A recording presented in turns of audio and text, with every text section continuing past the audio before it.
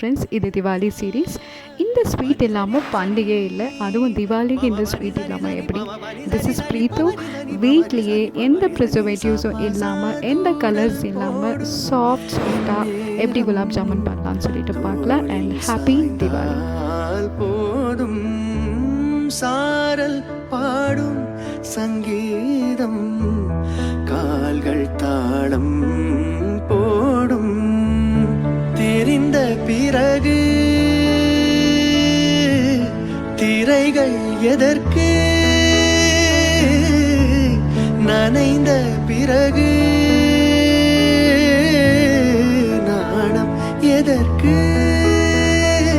மார்பில் சாயும் போது தென்றல் வந்து என்னை தொடும். ஆஹா, சத்தம் இன்றி முத்தமிடும்.